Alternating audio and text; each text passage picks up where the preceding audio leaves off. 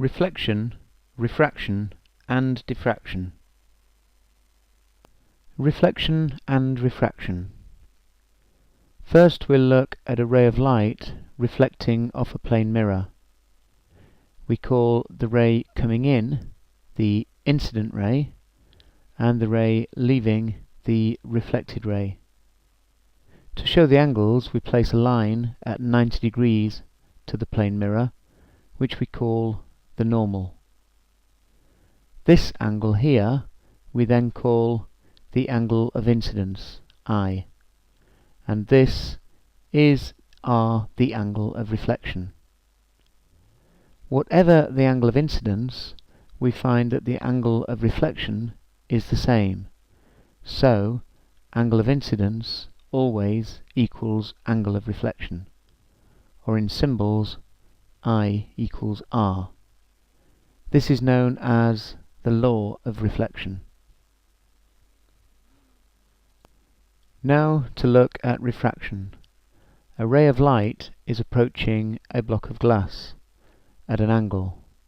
As it enters the glass, it bends, as shown in the diagram. This is refraction. If we mark on a normal at 90 degrees to the glass-air interface here, we will call this angle I1 and this angle I2. Refraction is caused by a change of speed. The ray of light actually travels much slower in glass than it does in air. It's easier to understand how this effect comes about if we consider the much simpler case of a wheelchair travelling on concrete approaching a patch of grass at an angle. As this wheel hits the grass first, it will slow down, causing the wheelchair to turn. When the first wheel hits the concrete at this side, it will speed up, causing the wheelchair to turn in the other direction. This is the effect we would see. The wheelchair turns as it meets the grass, travels more slowly over the grass, turns again as it meets the concrete and travels more quickly. The wheelchair has been refracted. This shows what actually happens when light travels from air to glass. Some gets reflected, some gets refracted and passes through. This is how we can both see through a window and see our reflection in it. This shows us our reflection, and this is our ability to see through the glass. This diagram shows us what happens when a wave meets a gap. We have a straight wave arriving from the left, and it meets a gap of a similar size to the wavelength of the wave.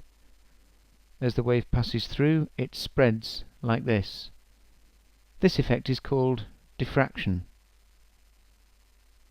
If we send the same wave through a bigger gap, in this case the gap is bigger than the wavelength, we get less spreading. The wider the gap relative to the wavelength, the less the wave spreads. Sound waves diffract as they pass through a doorway, which is why you can easily hear people talking in another room.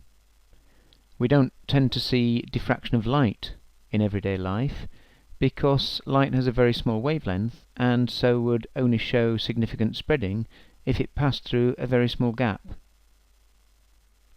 Water waves, sound waves, light waves and all members of the electromagnetic spectrum can be reflected, refracted and diffracted given the right circumstances.